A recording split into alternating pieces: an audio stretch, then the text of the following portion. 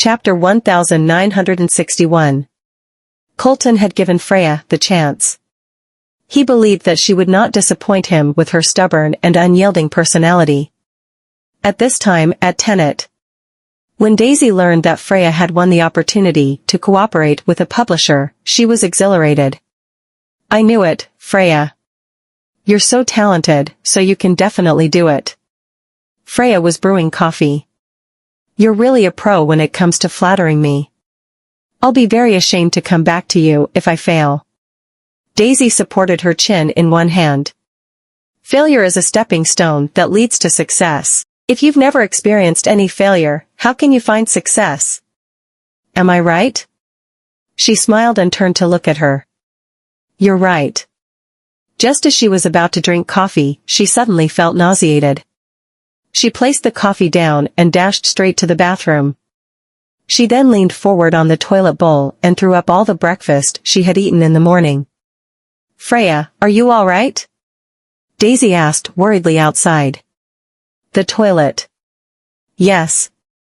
I'm fine." Freya flushed the toilet, stood up slowly, looked at her pale face in the mirror, and thought about her disgusting reaction. She was astonished subconsciously. "My period seems to have been delayed for a long time. Now that I'm counting, it's been a month and a half. There were a few days when I forgot to take my pills. Did I just hit the jackpot?" Freya found an excuse to apply for a leave of absence, because she was not feeling well and was rushed to the hospital for an examination. She sat on a bench in the corridor and waited for the result. She was tense from head to toe. The doctor called her name, and she got up and entered the doctor's office. He placed the examination result on his desk. "Congratulations, Miss Pruitt, you're 5 weeks pregnant." Freya was astounded, and her gaze subconsciously landed on the sonogram. "I actually got pregnant." Freya left the hospital and received a call from Daisy while she was on her way back. Daisy asked her about her condition. "Freya, have you gone to the hospital? Are you all right?" "Yeah, I went to the hospital and got the medicine. Everything's fine. It's just that my stomach is feeling a little uncomfortable." Daisy sighed and reminded her, "Then go back and have a good rest. Don't eat too much greasy and spicy food in the coming days." Freya smiled. "Okay." She ended the call and tightly pinched the report in her hand. "What should I do now?" In the evening, at the Seaview Villa, Freya did not eat much dinner because she did not dare to eat too much out of fear of vomiting again. Seeing that Freya had not touched her silverware much, Colton thought of the text message that Daisy had sent him earlier today, saying that Freya had an upset stomach, so he fetched her a bowl of broth. "If you're not feeling well, just drink some broth." She was dumbfounded as she stared at the bowl of broth in front of her. She picked up the spoon, and just as she was about to take a sip of the broth, the nauseous sensation reappeared, but she managed to endure it. Colton noticed her strangeness. "What's wrong?" She lifted her head. I don't think I can eat anymore." He frowned. "Is it that serious?" After saying that, he placed down his silverware. "I'll go get you your medicine." "No." She became nervous instantly. Colton stared at her, so she subconsciously restrained her expression and pretended to be fine. "All I need to do is get some rest." She got up and went upstairs. Colton looked at her back, and loads of thoughts flashed across his mind. Freya lay on the bed, tossing and turning, unable to fall asleep, as if there was a stone weighing down on her heart. "Should I tell anyone about my pregnancy?" Colton came out of the shower, tied the belt of his nightgown, and turned off the light on the counter. He lifted the quilt, lay down, stretched out his hand, and took her into his arms. His warm breath brushed against the back of her ear, and the strong scent of shampoo and hormones enveloped her. He also buried himself in her shoulders and neck and gently pecked her. Chapter 1962. Freya's body stiffened, and she turned around abruptly, faced him, and said, "I'm not feeling well." Colton responded calmly, "I know." "Then why are you still? Can't I even hug you during such times?" Colton brushed her hair off her cheek with his fingers and placed his palm on it. If it hurts badly, you must take your medicine immediately. You're not allowed to act brave when you're sick. This woman really thinks that I'm a beast. If I didn't know that she's not feeling too well, I would've. Freya did not expect that he would sincerely care about her, and her eyelashes twitched. After a short silence, she asked, "Can I ask you a question?" He responded with a soft hum, "What's that?" Freya lowered her gaze. "Do you want kids?" He was stunned. His eyes were fixed on her face, but the light in the room was too dark, so he could not see her expression clearly at the moment. "But you don't want one, do you?" If she wanted to have one, why would she take those pills before this? Freya choked on her own words. Even though the light was dim, she could still sense that he was staring at her and avoided his gaze. "I'm asking for your opinion now." Colton smiled. "That depends on you." She froze in place. "What do you mean by that?" He embraced her in his arms, closed his eyes, and replied, "If you're already pregnant with a kid, then I'll take the baby in. But if you're not, there's no rush to that either." Freya snuggled in his arms. "Does that mean that he'll want to keep the baby if I'm already pregnant? But I'm still so young. Do I really want to give birth to this child?" In the end, she could not open up and talk to him about her pregnancy. She decided that she would find another suitable time to tell him. At the same time, at the Lust bar, James was sitting at the bar with a peaked cap. He was there drinking alone, and he had drunk a little too much. At this time, a sexy lady sitting at the table next to him came over with a wine glass. "Mr. Tell, I've long admired you. Can I take the seat next to you?" James took a glance at her and laughed. "I don't need the companion of a woman." The girl chuckled and approached him. "But I do think that you need it." James put down the wine glass, took out his wallet, and took a stack of big bills out of it. "Take the money and get lost." He got up and left. The girl glanced at the men sitting at another table. The men nodded knowingly, got up one after another, and followed James. When James came to the parking lot, he was suddenly stopped by a group of men. He had already drunk some wine and was in a bad mood. Looking at the appearance of those men, he was not afraid. "What's wrong with you, people? Do you plan to bully me with a number advantage? How dare you disrespect our sister? You asked for this." The man who stepped forward moved his arms and shoulders around to loosen his muscles and smirked. "If you're sensible enough, you'll go back to the bar and apologize to her." He snorted. "It's just a fight, isn't it? I, James Tell, have never been afraid of anyone when it comes to a fight." Those men exchanged gazes and rushed up to him. In the parking lot, James and a few of them scuffled together. He was really not afraid of the crowd, and he still had the upper hand at first. However, unfortunately, he was soon outnumbered as he got assaulted several times and got himself into a tight situation. He was beaten to the ground and had a hard time fighting back. Those men then punched and kicked him ruthlessly. A beam of car light flashed at them, and the car's horn sounded extremely harsh as it pierced through the parking lot. When those men saw someone coming, they ignored the man lying on the ground and left in a hurry. James stood up with a rough look, picked up his cap, and put it on again. He looked depressed as he turned around and was about to leave. "Mr. Tell." The woman in the car stopped him. He stopped in place and turned to look at the woman sitting in the back seat. It was Giselle. Disregarding his beaten-up appearance at the moment, he walked over and leaned forward against the window. "Yo, what a coincidence, Miss Peterson? Are you the one who helped me just now?" Chapter 1963. Giselle handed him a tissue. "Wipe the corner of your lips. It's bleeding."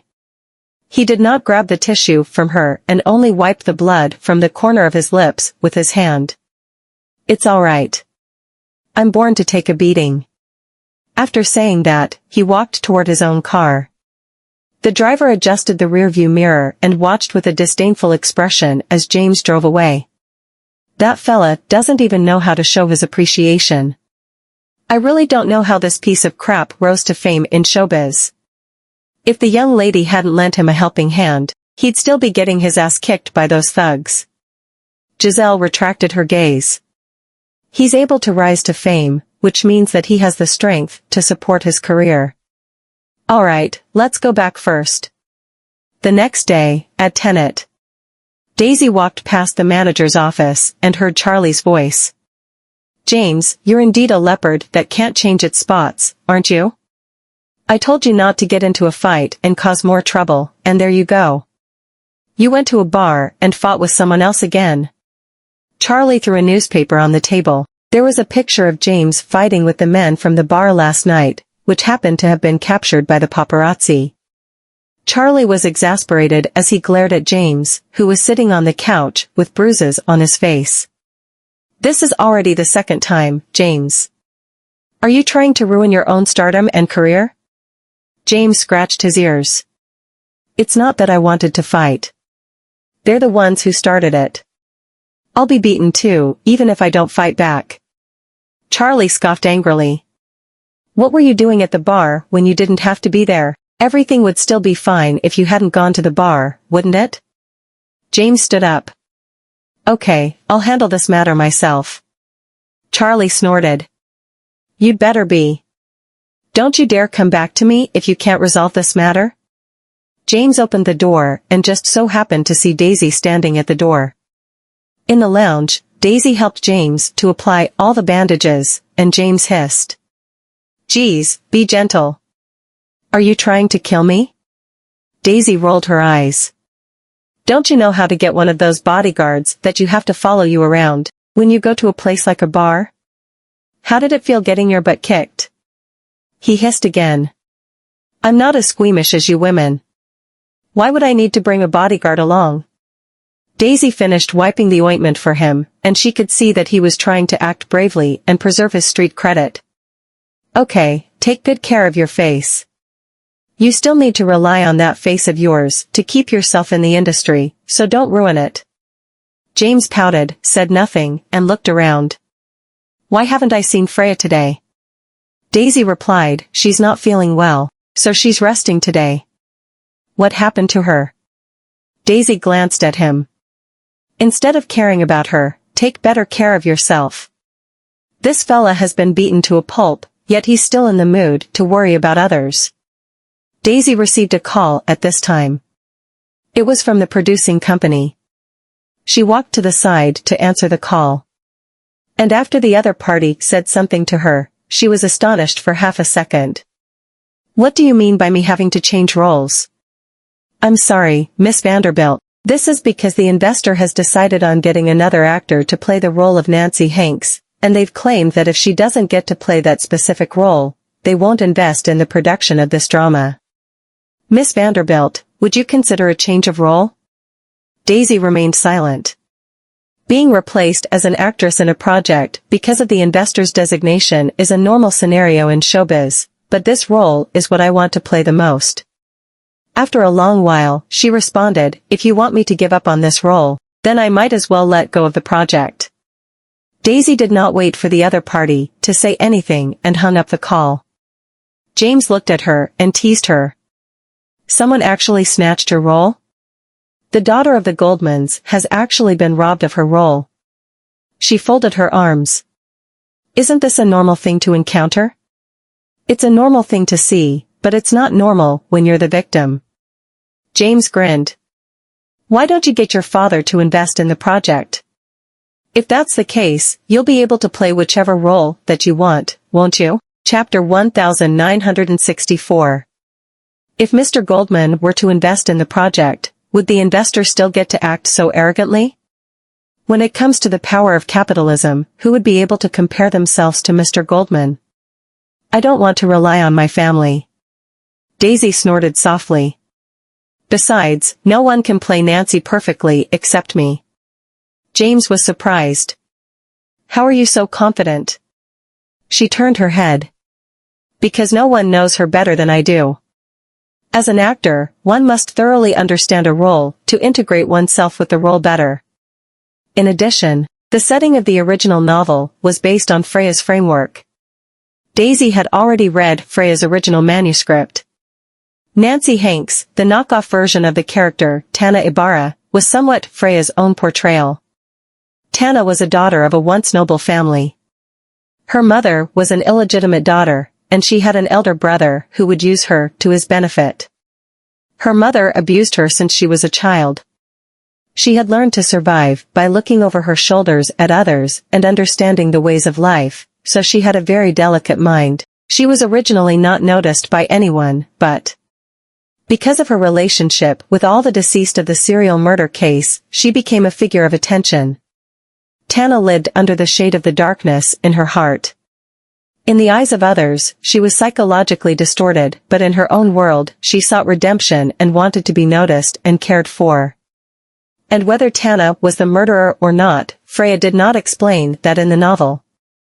The suspense that she left behind was the most exciting aspect of the entire storyline.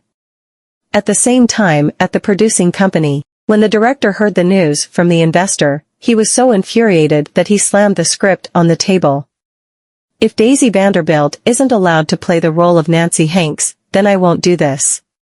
Mr. Fallon, but this is the investor's say.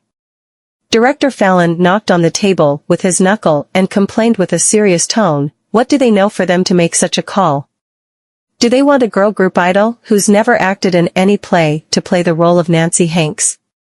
Are they trying to ruin my reputation? Let's not haggle over the fact that she's never acted in her life. I wouldn't comment on anything if she's being arranged to take on some other roles, but the role she's taking on is Nancy Hanks. She's the most critical core character in the whole script. If this character is badly portrayed, that will be the whole drama's downfall. I don't need the fame of some random idol and the volume she can bring to the project. What I want to see is the acting skills. Regarding director Shannon Fallon's strong attitude, the producers were also in a dilemma. On the one hand, it was the investor, and on the other hand, it was the world-renowned director, and both parties had different opinions regarding the project's casting. So how could they choose? After receiving the information, the girl group idol Zoe Markle updated her Twitter immediately. #This is my first appearance and attempt as the character Nancy Hanks. I hope everyone can be more tolerant. #. As soon as the Twitter post was uploaded, the fans who supported her were exhilarated. However, it also attracted the dissatisfaction of Daisy's fans. After all, it was officially released some time ago that Daisy would be playing the role of Nancy Hanks, but now the role had been snatched from her by a new girl group idol named Zoe. How could Daisy's fans take this news willingly? Fans of both sides went after each other and started a war of words on Twitter. At noon, at the Seaview Villa, Daisy ordered lunch for two from a hotel. And Freya scrolled through her Twitter feed and knew that her role had been snatched from her. You really don't plan to be a part of the project anymore? Daisy's acting skills are well known in the entertainment industry, and she's the most suitable candidate to take on the character Nancy. But the investor has inserted a newcomer who debuted in a new girl group into the equation and has also arranged for her to win the role. Isn't this equivalent to bullying Daisy? After all, the role was initially given to Daisy. Daisy bit her spoon and chuckled. Don't worry. The character will surely be mine in the end. After that, she changed the subject. By the way, how's your stomach doing? Are you feeling better? Freya lowered her eyes and avoided her gaze. It's almost recovered. Chapter 1965. Why did you become so weak as soon as you arrived in Basburg? Are you not acclimatized to the local atmosphere? Ever since she came to Basburg, she's been falling ill quite frequently. Freya choked and was amused. Yeah, I probably haven't gotten used to it yet. You'll surely get used to it when you marry Colton. Daisy. Freya's cheeks were slightly flushed. Suddenly, she covered her mouth, retched on the spot, then got up and sprinted straight to the bathroom. Daisy followed her along. Freya. Freya had not eaten anything in the morning, so all she vomited was bile, and her face looked extremely pale from the discomfort. Daisy knocked on the door. Freya, are you really okay? Do you want to go to the hospital? Freya washed her face and opened the door, and it could be felt that she had gotten weaker. I'm fine. There's no need to go to the hospital. How are you fine? You were vomiting like. Daisy paused for a few seconds, stared at Freya, and thought of her retching reaction, which looked similar to when her godmother was pregnant. Freya, are you pregnant? Freya's expression turned rigid instantly, and she wanted to deny it subconsciously, but her mouth went faster than her brain, and she exclaimed, How did you? Is that true? Daisy's eyes lit up, and she was still immersed in the joy of being promoted in the family. Am I going to become an aunt? She lowered her gaze. Daisy, can you keep it a secret for me first? Daisy was stunned for a few seconds. Don't you want others to know? Freya avoided her gaze. I want to surprise Colton, so please help me for now. Daisy smiled and grabbed her hand. Don't worry, if you want to surprise Colton, I'll keep it a secret for you. Colton will be startled and very happy when he learns about this. Waylon is still single and alone while Colton is already on his way to becoming a dad. Freya smiled. I hope so. For 2 consecutive days, the controversy of Daisy's role being snatched continued to ferment on the internet, and the trend had not diminished at all. Many netizens even claimed that they would give up watching the drama if Daisy did not play Nancy Hanks. Nobody knew if it was due to the pressure the producers received from public opinion, but they had removed the announcement that claimed Zoe would take on the role of Nancy Hanks when they last uploaded a post on Twitter. Even Zoe had deleted her Twitter post and uploaded a new one. Hashtag I know I'm not good enough, but I only depend on myself, hashtag. With that post being uploaded, she got called out by netizens for connoting the fact that Daisy got the role because of her identity. Daisy did not plan to be outdone by a newcomer on Twitter and commented. Hashtag gosh, if I had known that this would happen, I should have asked my family to just invest in this drama. Hashtag the netizens and fans saw her reply and were entertained by the comments. A few minutes later, Zoe, who was ridiculed by the netizens, deleted her post. On the other side of the city, at Tenet. At the board meeting, the investors hoped to negotiate with the chairman to get Daisy to give up on this role and promised to compensate the agency for its loss. Before the chairman had the chance to speak, Charlie had already voiced his dissatisfaction. I can totally understand that you want to support your employee, but the role has been given to Daisy and belongs to her. Yet, you guys just come in and snatch it without providing any explanation beforehand. Frankly speaking, if this were to happen to your party, could you take this news without making a fuss out of it? The investors looked at each other in dismay. Charlie had always been known as one of the industry's most difficult agents to communicate with. With him sitting in the room, it would be difficult for the chairman to agree to do them this favor even if he wanted to. The other party toned themselves down and said, I know what you're trying to say, but we're all in the same circle. We can all see Miss Vanderbilt's acting skills and recognize her efforts and achievements. Besides, she's never lacked the resources, so there's no need for her to go so harsh against a newcomer. Are you planning to threaten us with this moral high ground?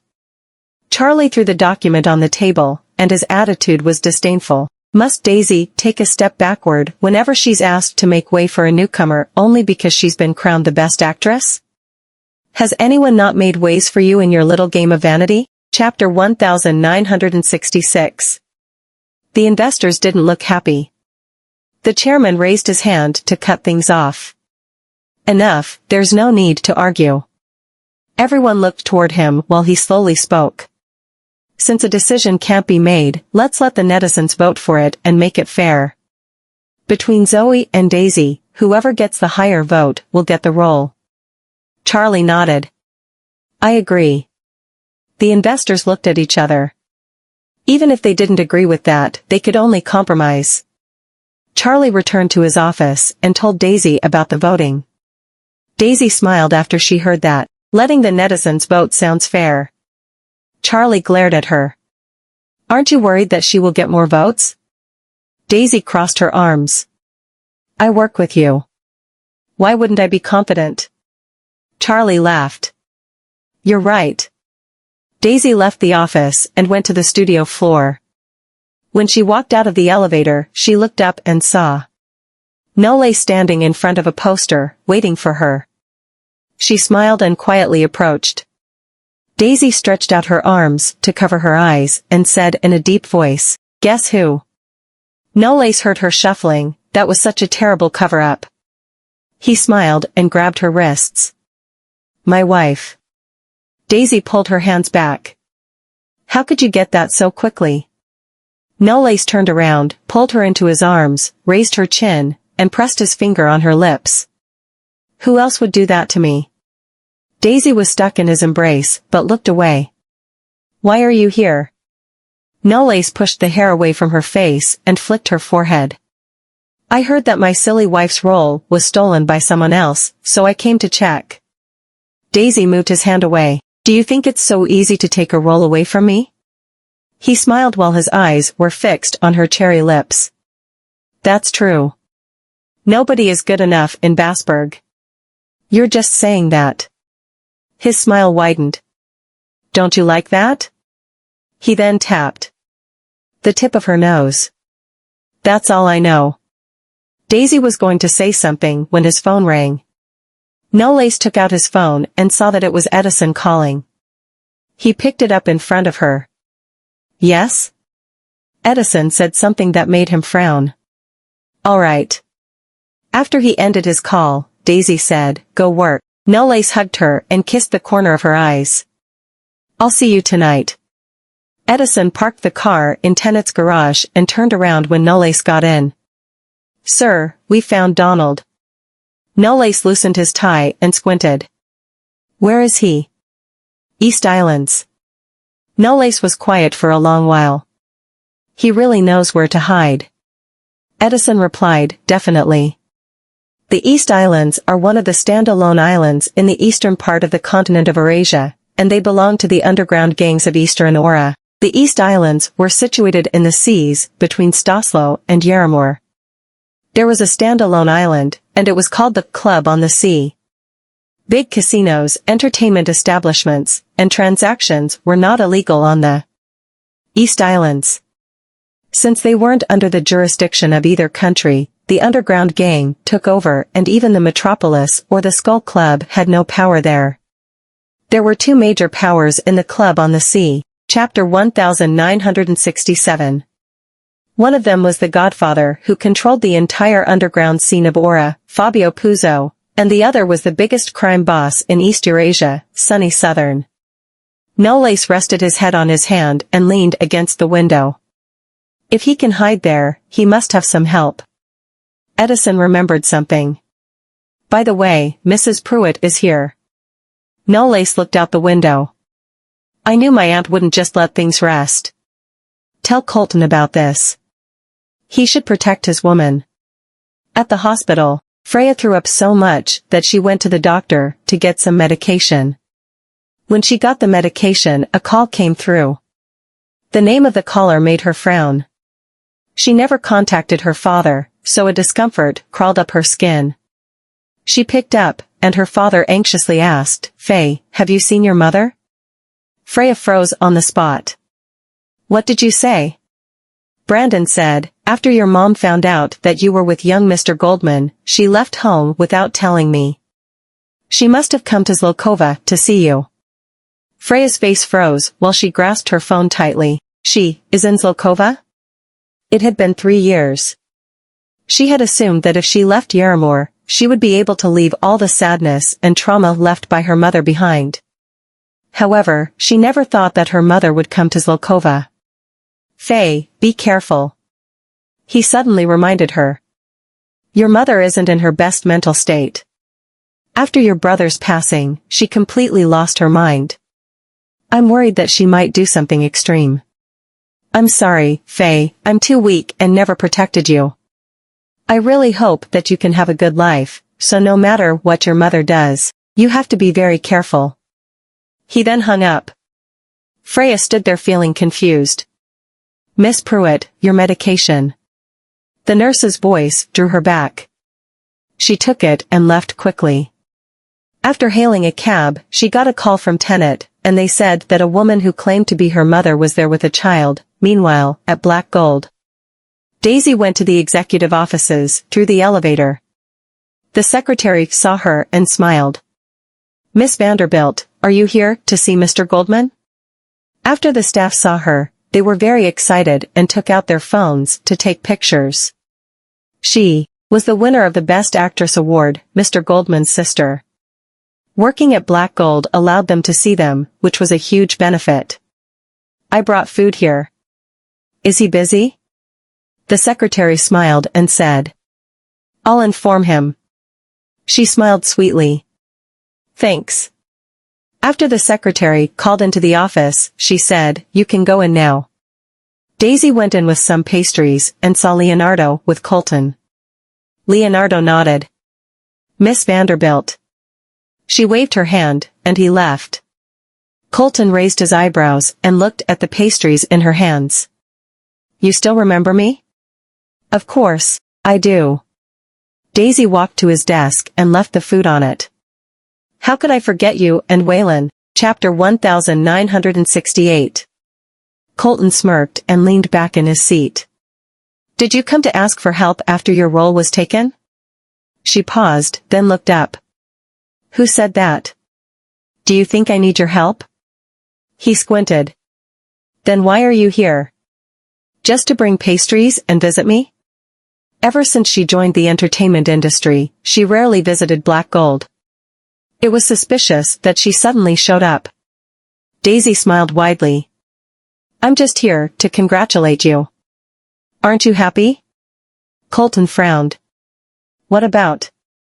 Daisy's smile dropped, and she suddenly slammed the pastry box on the desk. "Coleman Goldman, how could you be like that? Freya is pregnant. How can he not be happy?" She must have been very angry to call him by his full name. Colton was shocked, but he frowned. "What are you talking about? What did I do to make her angry?" However, seeing how Colton was clueless, Daisy froze. "Freya didn't tell you the surprise?" Colton was curious. "What surprise?" Daisy pressed her hands on the desk. "She's preg." Colton picked up someone's call at that moment. The other person said something, and his face dropped while he stood up. "All right." After he hung up, he noticed that Daisy was saying something, so he asked, "You were saying?" Daisy put the box back into the bag. "I'd rather feed these to the dog. Go ahead with your work." She then turned and left. Colton was confused by her sudden burst of anger. The girl had grown up, and her temper grew with her age. That wasn't the time to think about that. The call was to alert him that Freya's mother was in Bassburg. Freya went straight to Tenet and into the waiting room. A middle-aged woman in a scarf sat drinking coffee on the couch. When she saw the child sitting next to her, Freya froze. "It's Didi?" "It's been 3 years, Faye. You seem to be living a good life here." Sandy turned to look at her. Didi ran toward her and gave her a hug. Aunt Faye. She was 4 years old and had never forgotten Freya. Freya knelt down to hug her, cupping her little face with her palm. "You're here, Didi. Grandma said she was going to bring me to see you, so I came. I miss you so much. Don't you love me anymore?" Didi hugged her neck and looked sad. Freya patted her head. "Of course, I do. How could I not love you?" She stared at Sandy. How could she bring Didi all the way to Zlokova? She couldn't let Sandy bring Didi around anymore. Sandy put her cup down and slowly got up. "If I didn't bring her over, you probably would have forgotten about her already." Freya's face dropped. "How could you say that in front of her?"